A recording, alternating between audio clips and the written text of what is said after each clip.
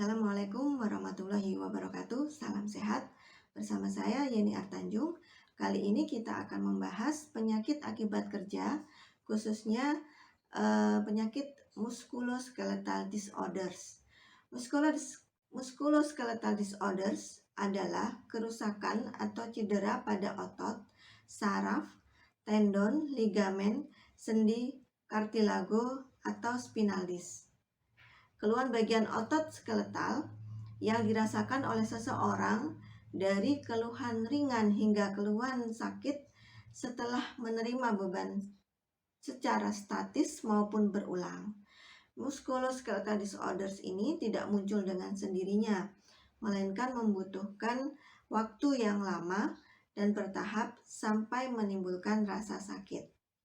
Secara garis besar, keluhan dibagi menjadi dua, yaitu keluhan sementara dan keluhan menetap. Keluhan sementara atau reversible yaitu keluhan otot saat menerima beban statis, namun keluhan tersebut akan hilang dengan sendirinya setelah pembebanan dihentikan. Sedangkan keluhan menetap atau persisten yaitu keluhan otot yang menetap walaupun pembebanan telah dihentikan, namun rasa sakit pada otot terus berlanjut. Tanda gejala musculoskeletal disorder. Keluhan musculoskeletal disorder ditandai dengan rasa sakit, nyeri, mati rasa, kesemutan, bengkak, gemetar, kekakuan, gangguan tidur, dan rasa terbakar. Gejala yang dirasakan akan menunjukkan tingkat keparahan musculoskeletal disorders.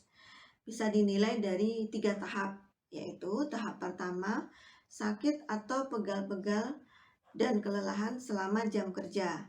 Gejala ini biasanya menghilang setelah waktu kerja selesai atau dalam satu malam. Tidak mempengaruhi performa kerja, efek ini dapat pulih setelah istirahat. Kemudian tahap kedua, gejala ini dirasakan setelah melewati satu malam.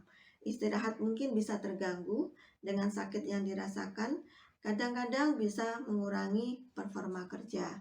Kemudian tahap 3, gejala ini dapat dirasakan terus-menerus meskipun istirahat yang cukup. Nyeri terjadi ketika bergerak secara repetitif.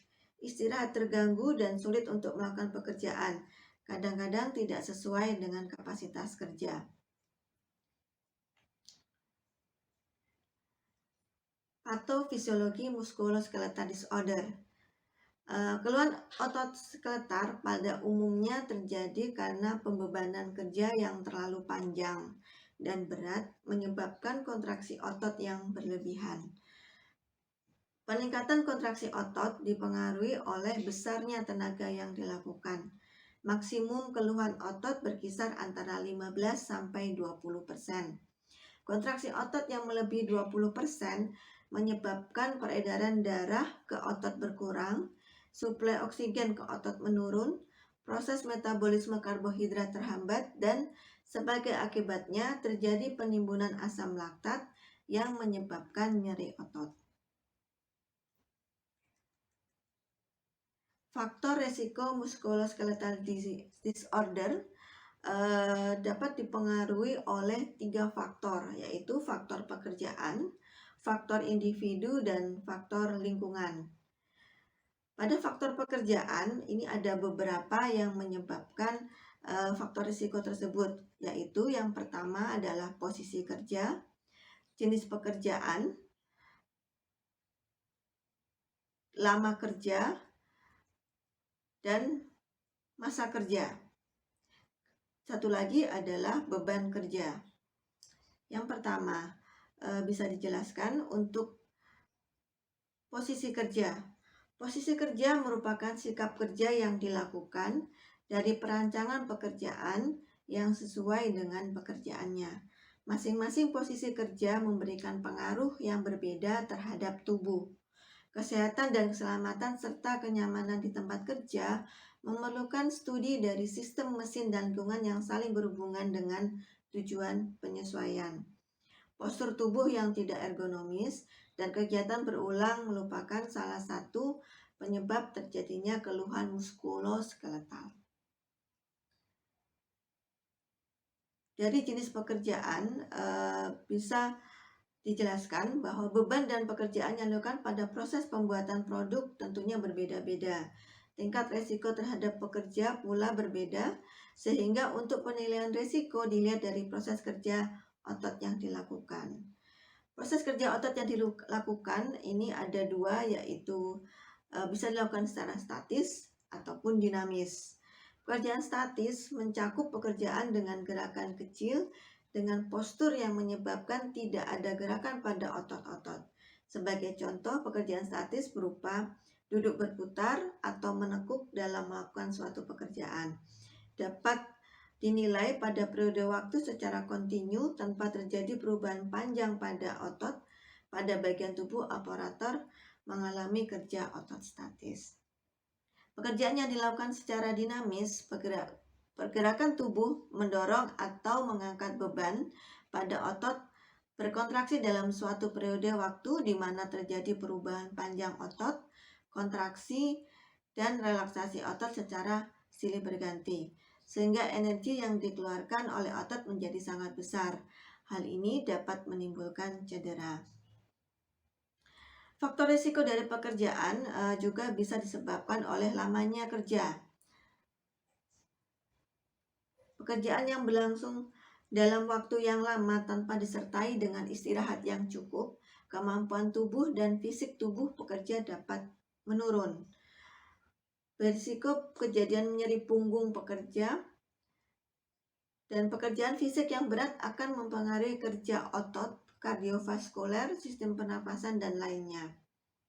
Durasi pekerjaan digolongkan menjadi durasi singkat kurang dari 1 jam, durasi sedang 1-2 jam per hari, dan durasi lama lebih dari 2 jam per hari.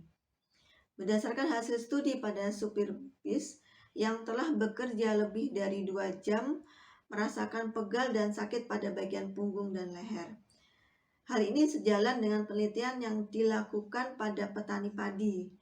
Ada hubungan antara posisi kerja yang membungkuk sehingga meningkatkan kerja otot pada saat bercocok tanam, sehingga berisiko terjadinya muskuloskeletal disorder. Kemudian faktor risiko pekerjaan pada masa kerja. Masa kerja adalah jangka waktu orang bekerja dari pertama mulai masuk hingga sekarang masih bekerja pada tempat yang sama. Pada pekerja yang bekerja 41-48 jam per minggu atau rata-rata 7-8 jam per hari, menyebabkan waktu istirahat yang berkurang sehingga kerja otot meningkat. Masa kerja diketahui untuk melihat lamanya seseorang telah terpajan dengan tempat serta alat kerja yang tidak ergonomis. Lamanya pajanan dan kontak dengan alat kerja akan meningkatkan terjadinya risiko muskuloskeletal disorders. Berdasarkan penelitian dilakukan, didapatkan bahwa sebesar 66,7% pekerja yang berumur lebih dari 15 tahun telah mengalami muskuloskeletal disorders. Di antaranya pada bahu kanan dan kiri, leher dan punggung bawah. Penelitian lain pada pekerja pemecah batu didapatkan hubungan masa kerja lebih dari 5 tahun, yaitu sebanyak 21 orang mengalami muskuloskeletal disorder. Assalamualaikum warahmatullahi wabarakatuh. Salam sehat. Bersama saya Yeni Artanjung. Kali ini kita akan membahas penyakit akibat kerja, khususnya penyakit muskuloskeletal disorders. Muskuloskeletal disorders adalah kerusakan atau cedera pada otot, saraf, tendon, ligamen, sendi, kartilago, atau spinal disc. Keluhan bagian otot skeletal yang dirasakan oleh seseorang dari keluhan ringan hingga keluhan sakit setelah menerima beban secara statis maupun berulang. Muskuloskeletal disorders ini tidak muncul dengan sendirinya, melainkan membutuhkan waktu yang lama dan bertahap sampai menimbulkan rasa sakit. Secara garis besar, keluhan dibagi menjadi 2, yaitu keluhan sementara dan keluhan menetap.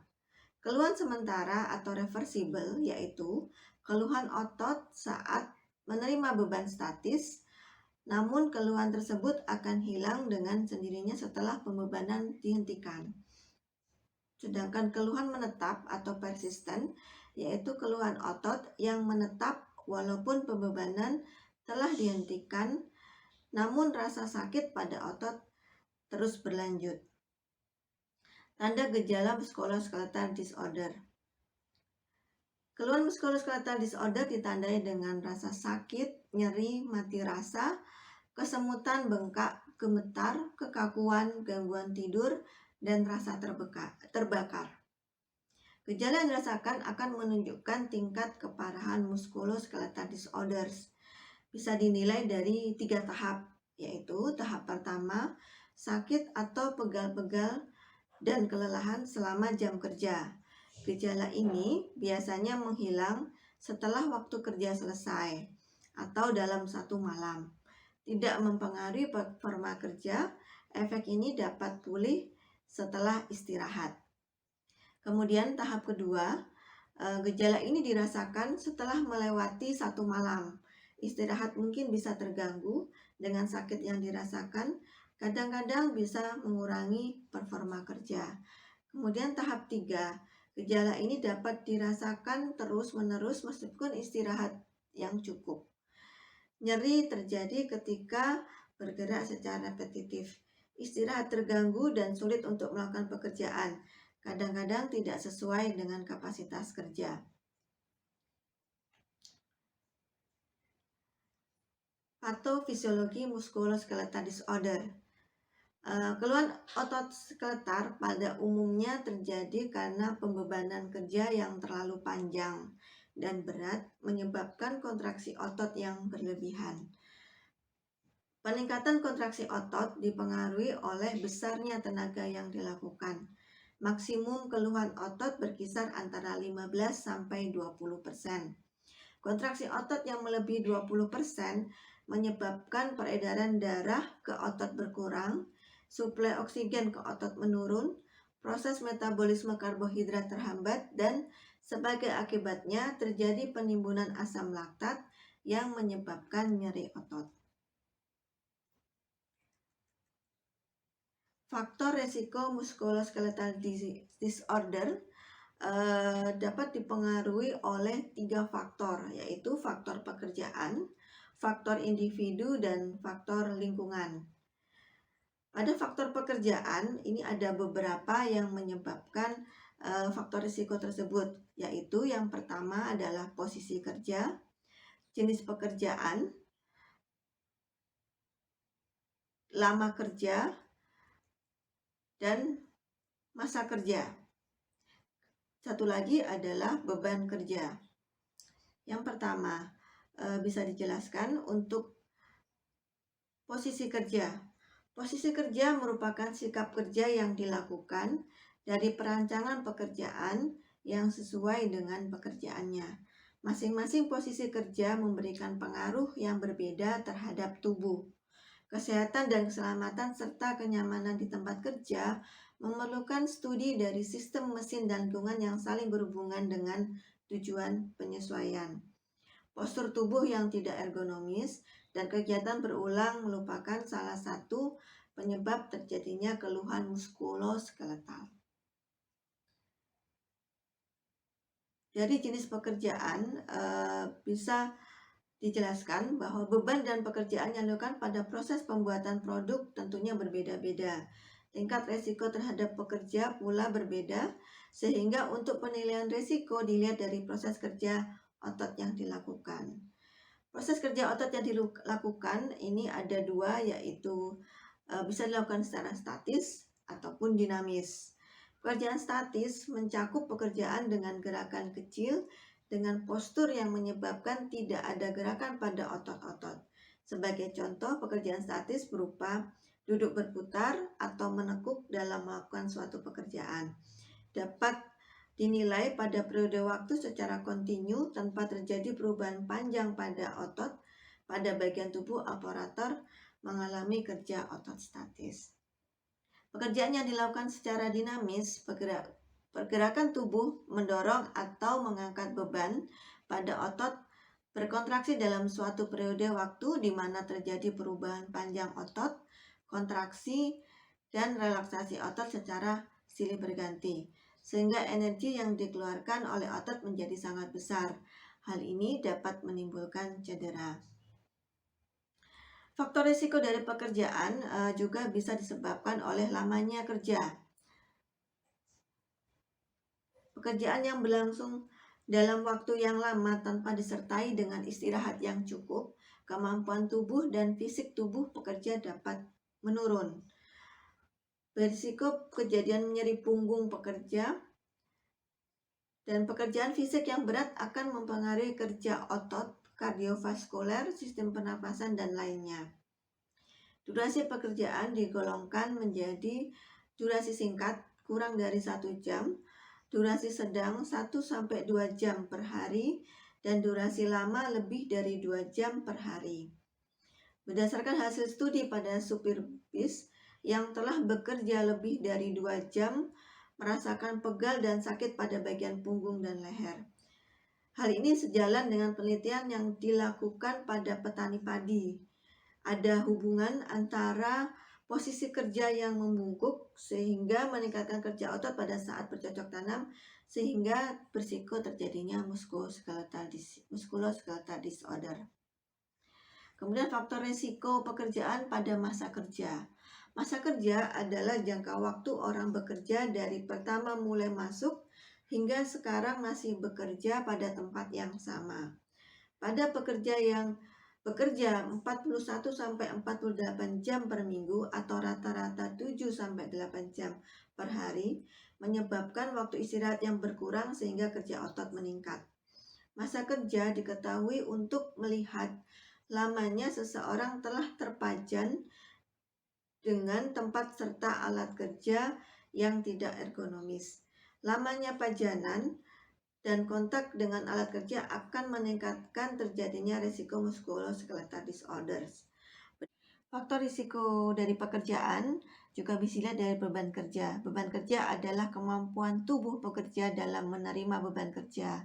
Kemampuan fisik disesuaikan pekerja yang menerima beban pekerjaan. Adanya hubungan beban kerja yang dikerjakan dengan risiko musculoskeletal disorder. Faktor risiko musculoskeletal disorder ini juga bisa dilihat dari faktor individu. Dari individu ini kita bisa melihat ada 3 aspek, yaitu jenis kelamin, usia, dan gizi. Dari jenis kelamin, secara umum wanita hanya mempunyai kekuatan fisik 2/3 dari kemampuan fisik atau kekuatan otot laki-laki. Kekuatan otot wanita kurang lebih hanya 60% dari kekuatan otot pria.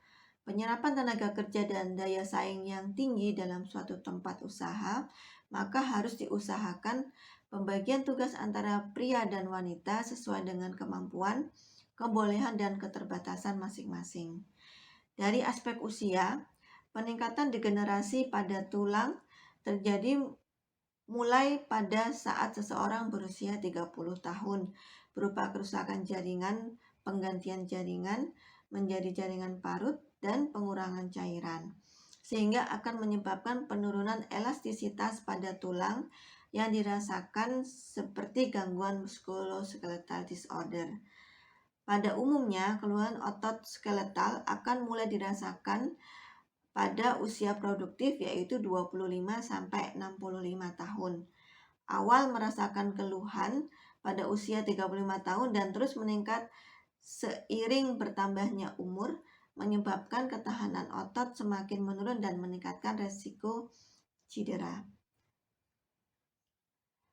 Dari aspek status gizi merupakan salah satu faktor yang digunakan untuk menentukan kategori berat badan proporsional seseorang.